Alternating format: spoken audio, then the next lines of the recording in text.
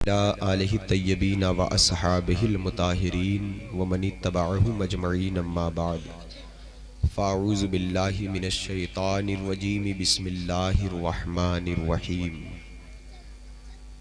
الا ان اولیاء اللہ لا خوف علیہم ولا هم یحزنون الذین آمنوا وکانوا یتقون آمنت باللہ صدق اللہ العظیم وبلغنا رسولہ النبی الکریم ونحن على ذلك لمن الشاهدين والشاكرين والحمد لله رب العالمين بلغ العلا بكماله كشف الدجى بجماله حسنت جميع خصاله صلوا عليه وآله يا صاحب الجمال ويا سيد البشر من وجهك المنير لقد نور القمر لا يمكن الثناء كما كان حقه بعد از خدا بزرگ توئی قصہ مختصر پیروں کے آپ پیر ہیں یا غوث المدد اہل صفا کے میر ہیں یا غوث المدد صدقہ رسول پاک کا جھولی میں ڈال دو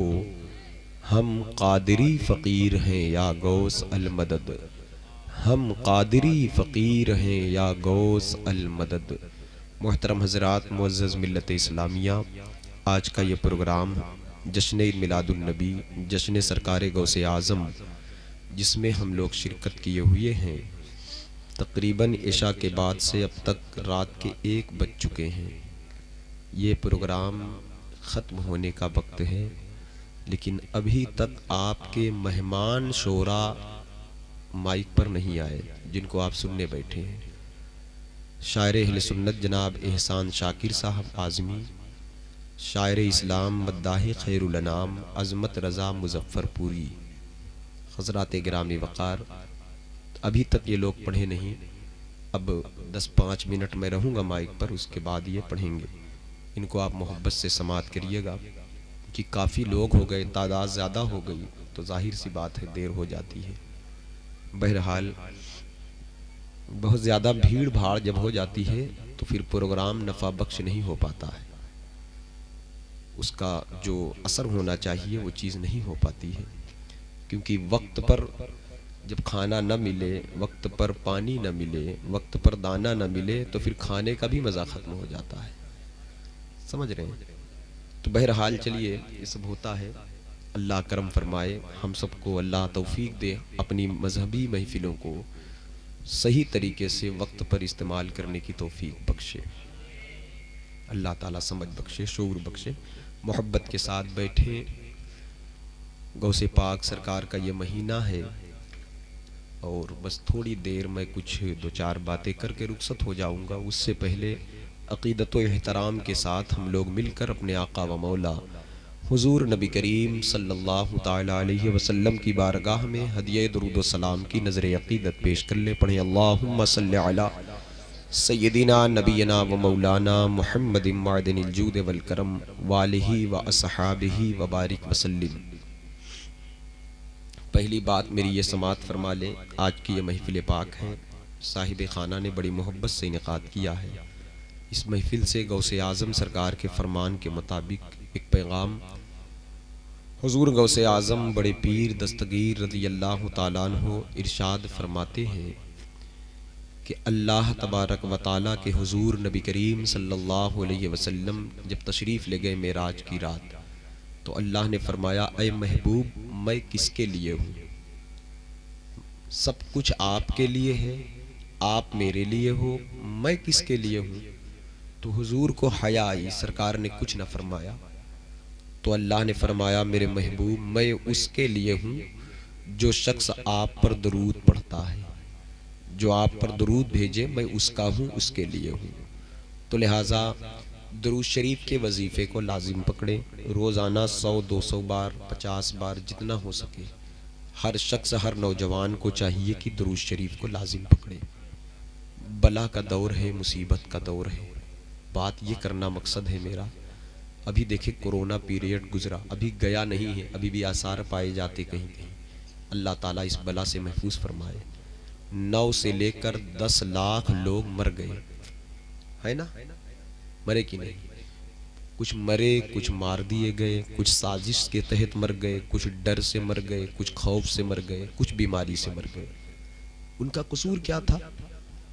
ان کا قصور کیا تھا؟ ہم لوگ بچ گئے، ہمارے اندر خوبی کیا تھی؟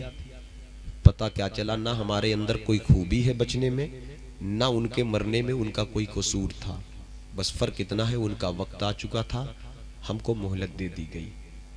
جب ہم بچ گئے ہیں تو پھر ہمیں چاہیے کہ ہم کچھ کر لیں، کیونکہ ہم بچ گئے تو اس کا یہ مطلب نہیں ہمیشہ بچ جائیں گے۔ وہ کورونا کے نام پر گئے، ہم بھی بس آگے جانے والے، ہارٹ اٹیک کے نام پر، کینسر کے نام پر، کڈنی کی خرابی کے نام پر، حادثے کے نام پر، ایکسیڈنٹ کے نام پر جانے والے، ہم بھی جانے والے، سمجھ رہے ہیں؟ تو جانا ہم کو مہلت دی گئی ہے، اللہ نے مہلت دیا ہے۔ تو آؤ غوث پاک کی اس محفل سے یہ وعدہ کر لیں آج کہ اگر اللہ نے ہمیں زندگی دیا، مہلت دیا، تو ہم فضول زندگی نہ گزاریں بلکہ اللہ کی یاد میں گزاریں، اس کے حبیب کی اطاعت میں گزاریں۔ دوسری بات یہ کہ ابھی میں مغرب بعد الہ آباد سے آیا، شہر سے، تو کچھ مریضوں کی عیادت کے لیے گیا تھا میں، کچھ مریضوں کا ذکر چلا، بات چلی، تو دیکھا کہ 20 سال کے بچے، 18 سال کی بچیاں، 14 سال کے بچے، ان کو بڑی بڑی بیماریاں لگی ہوئی ہیں، کسی کو کینسر ہے، کسی کی کڈنی خراب ہو گئی، کسی کو بلڈ کینسر ہے۔ تو اب یہ سوال اٹھتا ہے کہ آخر 12 سال 15 سال کے بعد انسان بالغ ہوتا ہے، جب اس پر شریعت کے احکام نافذ ہوتے ہیں، آخر 2-3 سال 4 سال اس کو بالغ ہوئے ہوا، کون سا ایسا اس نے گناہ کر لیا جو اتنی بڑی بیماری میں مبتلا ہو گیا؟ کوئی پیکھ رہا ہے، کوئی چیخ رہا ہے درد سے، کوئی تڑپ رہا ہے، کون سا ایسا گناہ کیا اس نے؟ تو پتہ کیا چلا، گناہ نہیں، یہ ہماری آپ کے لیے نصیحت دی جا رہی ہے، دکھایا جا رہا ہے کہ تم 50 سال کی عمر گزار چکے ہو، 60 سال کی عمر گزار چکے ہو، اور پھر بھی اللہ سے تم معافی نہیں مانگتے ہو۔ یہاں دیکھ رہے ہو اس کا جرم کم ہے، اس سے زیادہ گناہ تمہارا ہے، وہ درد دکھا کر تمہیں دکھایا جا رہا ہے، وہ قیامت کا منظر پیش کیا جا رہا ہے۔ ایک مریض کو میں نے دیکھا، وہ درد، پیٹ سوج آیا، کینسر سے چیخ رہی ایک بچی، زیادہ سے زیادہ 18-20 سال عمر ہے، درد سے شدت سے تڑپ رہی تھی، وہ اتنی تکلیف دیکھا نہیں جا رہا تھا۔ آخر 20 سال کی عمر تک اس نے کون سا ایسا جرم کیا جو اتنی بڑی سزا مل رہی اس کو؟ سزا نہیں مل رہی، ہمارے آپ کے گناہوں کی وجہ سے اللہ نے نصیحت کے طور پر ہمیں دکھا رہا ہے، سمجھ رہے؟ وہ تو جنتی ہے، اس تکلیف کے عوض میں جنت میں جائے گی انشاءاللہ، اللہ ایمان پر خاتمہ دے۔ لیکن ہم سے یہ کہا جا رہا ہے کہ 60 سال 50 سال کی عمر گزار چکے، اس سے لاکھوں گنا زیادہ گناہ تمہارا ہے، مجرم تم ہو، گنہگار تم ہو، زبان جھوٹ تمہاری بولتی ہے، آنکھ فاحشہ تمہاری ہو چکی ہے، غیبت تم کرتے ہو، بغض و اناد، حسد، تکبر تمہارے اندر بھرا ہوا ہے، رزق حلال، رشوت، سود، بیاج، حرام، شراب، جوا، یہ ساری چیزیں تمہارے اندر ہیں۔ اگر تم اب بھی معافی نہ مانگے تو یہ تو قیامت کا ایک جھٹکا دنیا میں دکھایا گیا، اس سے سخت تمہاری قبر ہونے والی ہے، اس سے سخت قیامت میں تم پر عذاب آنے والا ہے۔ اس لیے اگر رب نے مہلت دیا ہے تو اللہ سے معافی مانگو، ابھی معافی مانگ لو، ابھی وقت ہے۔ سرکار غوث اعظم یہی فرماتے ہیں، معافی مانگنے کے لیے پیدا ہوئے ہو، معافی مانگو۔ میں نبی کا بیٹا ہوں، نبی کا لال ہوں، دین کو حیات دینے، زندگی دینے آیا ہوں۔ میری دربار میں 70 ہزار کے مجمع میں جب میں تقریر کرتا، ایک نگاہ اٹھاتا تو 400 سے لے کر 4 ہزار تک لوگ اللہ کے ولی بن جاتے تھے۔ حضرات یہ فیض کیا غوث پاک کا آج نہیں جاری ہے؟ غوث پاک کے فضائل، مناقب تو اتنے بڑے مناقب کہتے ہیں میں رسول پاک کے قدم پر ہوں۔ حضور کا قدم اتنا بلند ہے کہ عرش معلیٰ پر پہنچا ہوا ہے، جہاں کسی کی سوچ نہ جا سکے۔ تو حضور کے قدم غوث پاک ہیں، غوث پاک کا مرتبہ اتنا بلند ہے کہ جہاں کسی اور ولی کی سوچ نہ جا سکے، اس لیے سب نے آپ کا ادب کیا۔ اب وہ ہمیں دین کی بنیاد بتا رہے ہیں۔ شیطان ہر کام کرتا ہے لیکن شیطان اللہ سے معافی نہیں مانگتا، تو تم معافی نہ مانگ کر شیطان نہ بنو، اللہ سے معافی مانگ کر انسان بن جاؤ۔ اپنے جھوٹ سے معافی مانگو، غیبت سے معافی مانگو، اپنی برائیوں سے معافی مانگو، شراب سے معافی مانگو، ہر قسم کے گناہوں سے معافی مانگ کر انسان بن جاؤ، مسلمان بن جاؤ، کیونکہ معافی نہ مانگنے والا جہنم میں پھینک دیا جائے گا۔ بندہ کتنا بھی بڑا مجرم ہو، جب معافی مانگتا ہے تو بخش دیا جاتا ہے۔ تو لہٰذا جو لوگ معافی نہیں مانگے گرفتار ہو گئے عذاب الہی میں، جو معافی مانگنے لگے وہ آزاد ہو گئے اللہ کے عذاب سے۔ کیا نبیوں نے معافی نہیں مانگا؟ وہ معصوم تھے۔ کیا حضرت یونس نے خود کو ظالم نہیں کہا؟ حضرت آدم نے خود کو ظالم نہیں کہا؟ حضرت ایوب علیہ السلام نے اللہ کی بارگاہ میں خود کو اپنے آپ کو مجبور بنا کر، جو کہ معصومین ہیں، یہ ان سے خطا سرزد ہی نہیں ہو سکتی، لیکن پھر بھی یہ ہمارے آپ کے لیے نصیحت ہے. ہم تو سراپا مجرم، سراپا خطا ہیں. ہمارے اندر کتنی برائیاں داخل ہو گئی، آپس میں کتنی نفرتیں داخل ہو گئی. تو لہٰذا ایک بات یہ کہ معافی مانگے، درود پڑھے، اللہ سے معافی مانگے، توبہ کرے. ایک آخری بات اور سن لیں، ایک بات اور. حضرات گرامی، شادی، ولیمہ، نکاح، برات، آج ہمارے شادیوں میں جو خرافات داخل ہے، جو برائیاں داخل ہیں، جو بے حیائیاں داخل ہیں، جو گناہ داخل ہیں، ہم اپنی مذہبی چیزوں کو اور اپنے دنیاوی معاملات کو بری رسموں سے پاک کریں، گناہوں سے پاک کریں. سمجھ رہے؟ آج یہ ویڈیو کیمرہ لگا کر ہم اپنی بہو بیٹیوں کی ویڈیو بنواتے ہیں، سی ڈی بنواتے ہیں. غیرت ہماری مر گئی ہے. ہم اتنے بے غیرت، بے شرم ہو گئے کہ اپنی بہو کو، اپنی بیٹی کو دلہن بنا کر اسٹیج پر سجا کے رکھ دیتے ہیں، اور اس کا آ کر ایک آوارہ آ کر ویڈیو کیمرہ چلا کر کے اس کی تصویر لے جاتا ہے، اور آگے چل کے وہ سوشل میڈیا پہ چلنے لگتی ہے. بتائیے، آپ سوچیں، آپ غوث پاک کے غلام ہیں، آپ غریب نواز کے ملک میں رہتے ہیں. آپ حضور نبی کریم کا کلمہ، جس نبی کا کلمہ آپ کو ماں کی گود میں سکھایا گیا ہے، اس نبی کا کلمہ پڑھنے حضرت سلمان فارسی فارس سے دھکے کھاتے آئے تھے. حضرت بلال حبشی کوڑے کھا کھا کر اس کلمے تک پہنچے تھے. سہیب رومی روم سے چل کر آئے تھے. آج وہ کلمہ ماں کی گود میں دودھ کی گھٹی میں پلا دیا گیا. ہم قدر نہیں کرتے، اتنا کلمے کو تماشا بنا دیا. میرے دوستو، اپنے آپ کو پاک کرو. بس ایک روایت دیکھیں، اپنی نگاہوں کو پاک کرو، اپنی نظر کو پاک کرو، اپنے آپ کو بے حیائی، بے غیرت کی چیزوں سے بچاؤ. بالخصوص میرا خطاب نوجوانوں سے ہے، نئی نسلوں سے ہے. بوڑھوں سے مجھے کوئی شکایت نہیں. یہ بڑے بوڑھے بیچارے نہ ہوں تو پھر مسجد کے دروازے ویران ہو جائیں، مسجدیں ویران ہوں.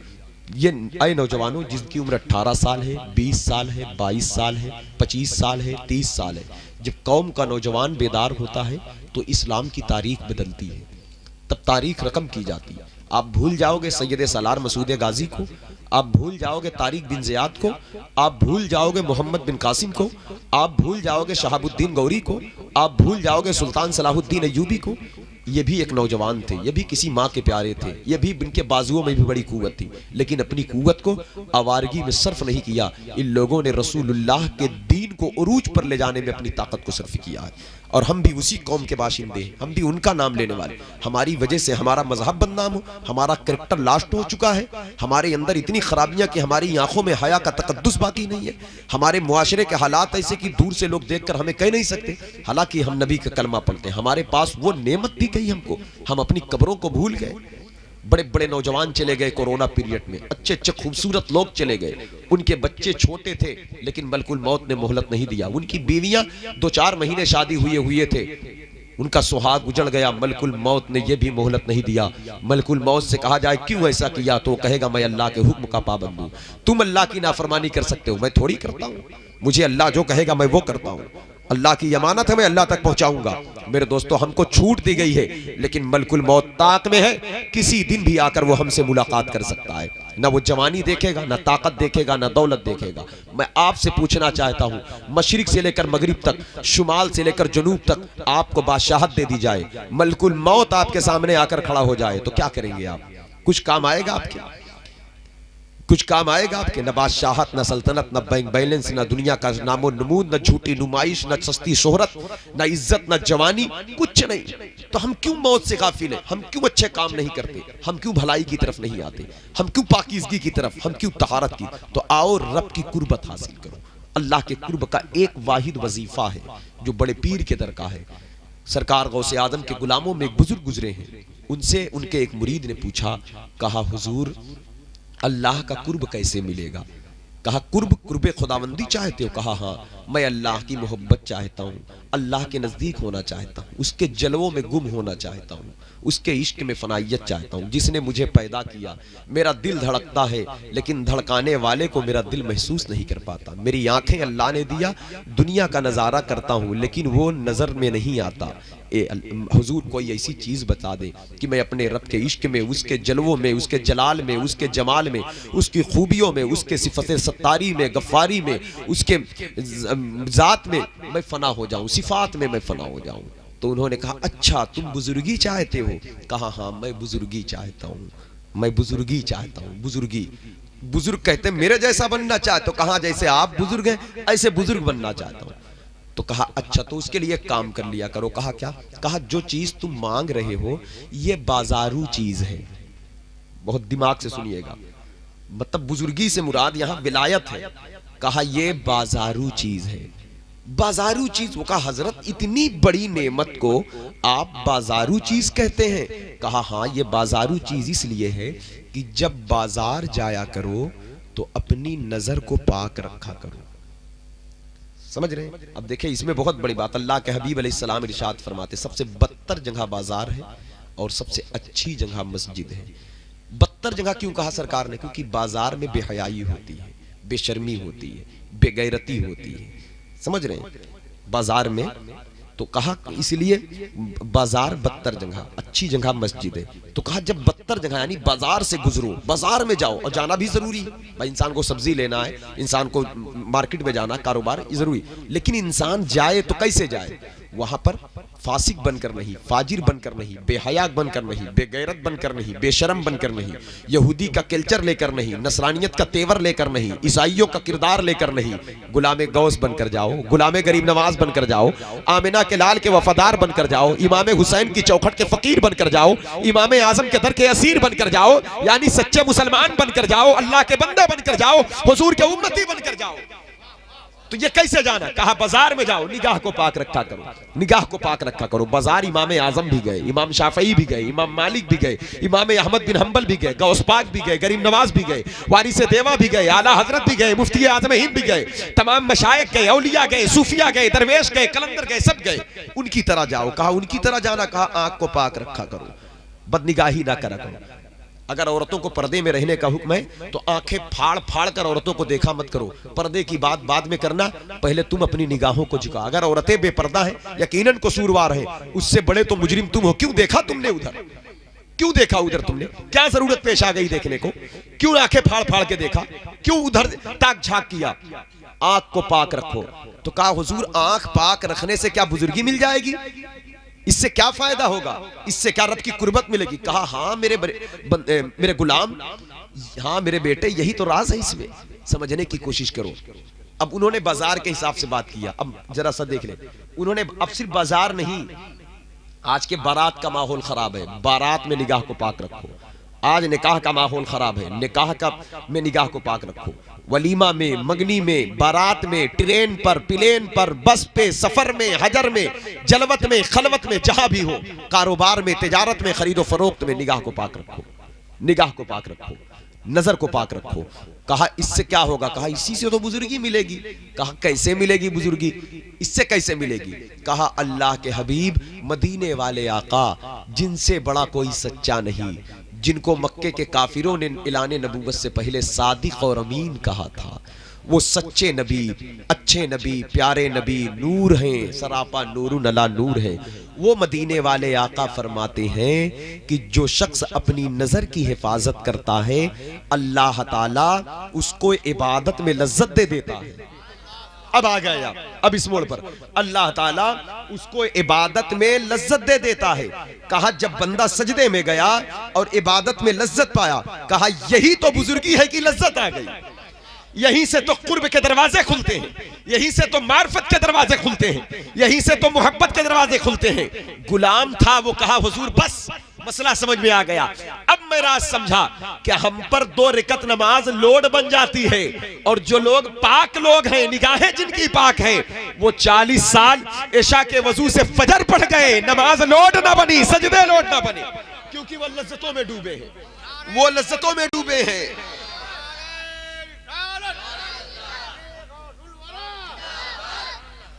وہ لذتوں میں ڈوبے ہیں۔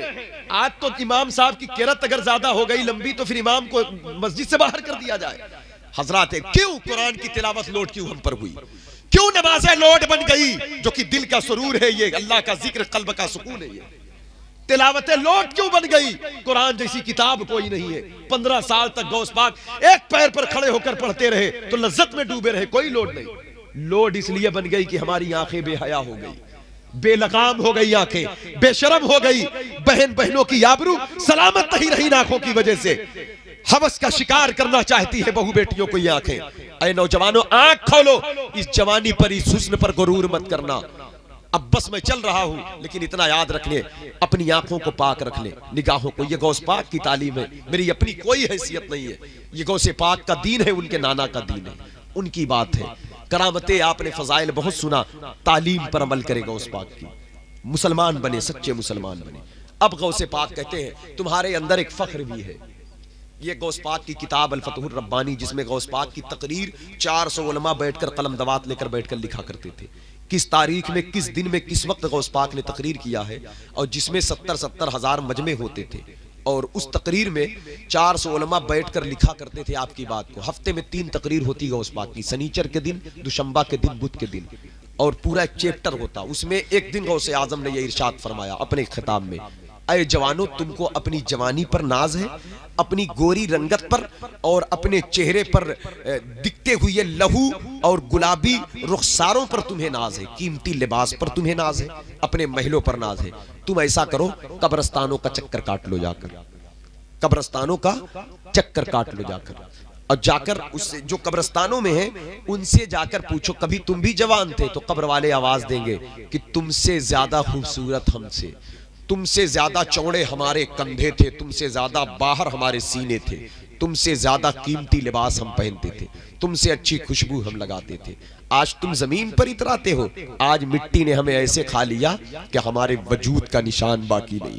پھر غوث پاک کہتے اے جوانو تمہارے بیچ بوڑھے لوگ بیٹھے. اس منظر کو تصور میں لا لیں، آپ بھی دیکھ لیں. یہ سفید داڑھی ہے، یہ سفید داڑھی ہے، اگل بگل دیکھ لیں.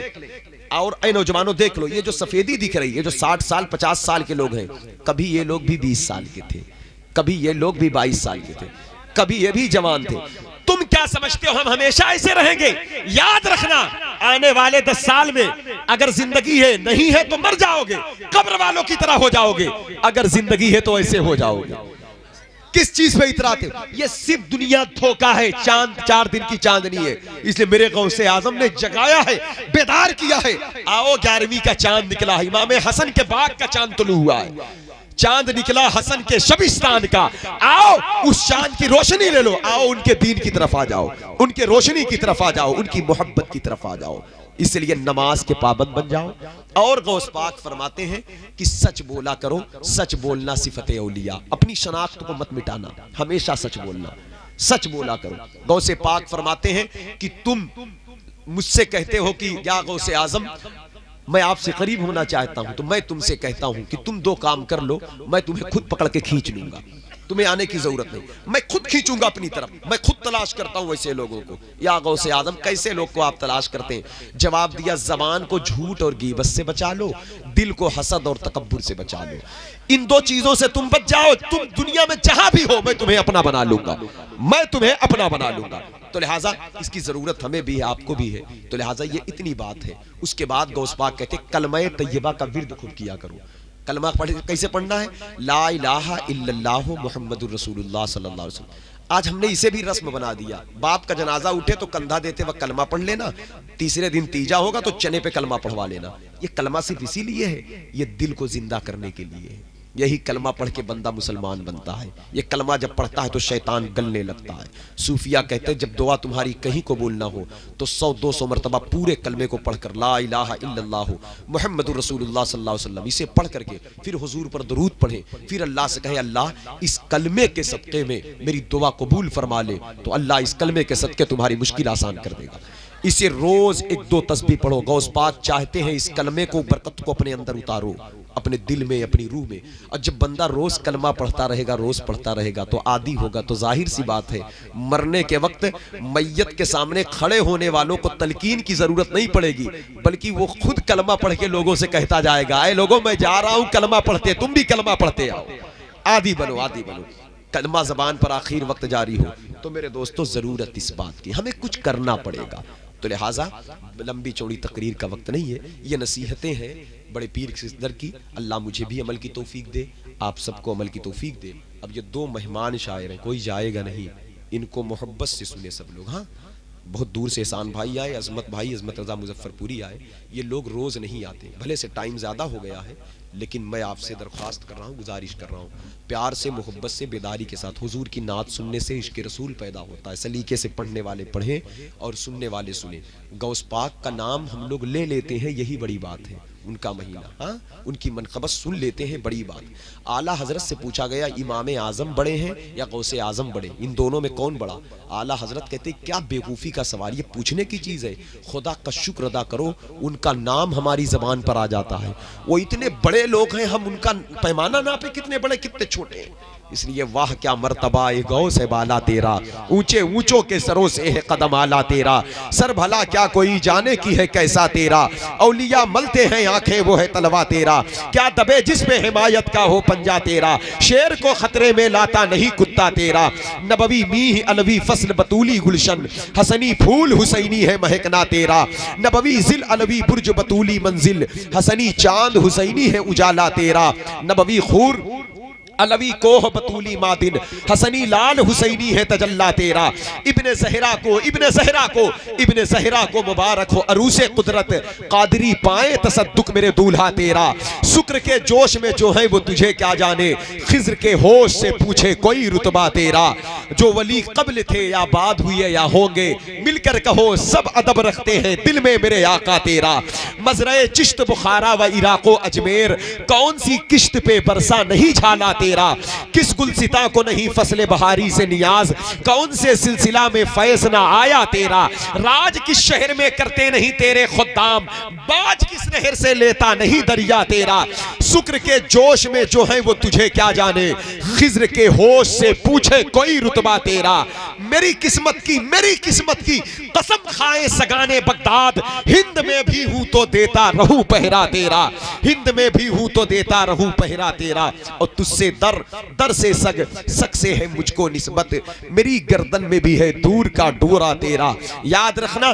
اس نشانی کے جو سگ ہیں نہیں مارے جاتے، جو میں نے تعلیم دیا وہ غوث پاک کی تھی، اس پر عمل کرو گے تو یہی محبت کی نشانی ہے، اور اس نشانی کے جو سگ ہیں نہیں مارے جاتے، حشر تک میرے گلے میں رہے پٹا تیرا، اور فخر آقا میں رضا اور بھی ایک نظم رفیع، چل لکھا لائیں ثنا خانوں میں چہرہ تیرا، تیری سرکار میں، سرکار غوث پاک پیدا ہوئے تو ان کے والد کو مدینے کے سرکار نے خواب میں بشارت دیا، مبارک ہو تمہارے گھر جو بچہ پیدا ہوا ہے وہ میرا بیٹا ہے، یوں تو ہر سید حضور کے بیٹے ہیں، غوث پاک کو سرکار خاص کرتے یہ میرا بیٹا ہے، کیسا بیٹا ہے اعلیٰ حضرت بتاتے ہیں، تیری سرکار میں لاتا ہے رضا اس کو شفیع، جو میرا غوث ہے اور لاڈلا بیٹا تیرا، میری زندگی کا مقصد تیرا نام غوث اعظم، اسی نام نے بنایا میرا کام غوث اعظم، یہی ہے میرا وظیفہ، یہی ہے میرا طریقہ، میری صبح غوث اعظم، میری شام غوث اعظم، ہمیں اپنے در کے کتوں میں شمار کب کریں گے، تیرے در پہ آ گئے، تصور میں چلے نا، تصور میں چلے، اس وقت جو بغداد شریف میں غوث پاک کے دربار میں کھڑے ہو کر غوث پاک کی بارگاہ میں سلام پیش کر رہا ہے، دعا کر رہا ہے، فاتحہ پڑھ رہا ہے، اللہ اس کی حاضری کے صدقے ہم سب کو بغداد کی حاضری تک کی توفیق بخشے، ہم سب کو بغداد کی زیارت کروائے۔ حضرات گرامی وقار، ہمیں اپنے در کے کتوں میں شمار کب کریں گے، تیرے در پہ آ گئے ہیں یہ غلام غوث اعظم، اللہ تعالیٰ قبول فرمائے اس محفل کو، غوث پاک کا صدقہ عطا فرمائے، سرکار بڑے پیر کی غلامی عطا فرمائے، ان کی محبت عطا فرمائے، اور سب لوگ مل کر توبہ استغفار پڑھ لیں، غلطیاں جو ہوئی ہو پچھلے گناہوں سے، آئندہ گناہوں سے بچنے کی، ہر قسم کے گناہوں سے اگر اللہ سے مانگیں گے تو اللہ ضرور دے دے گا، کوشش کریں گناہوں سے، اللہ سے کہیں اللہ میں مجرم ہوں، میری یہ عادت چھوڑا دے، پڑھیں استغفر اللہ کل ذنوبی یا ستار یا غفار، بحق کی شیخ عبد القادر الجیلانی، کلمہ پڑھ کر ایمان میں تازگی پیدا کریں، لا الہ الا اللہ محمد رسول اللہ۔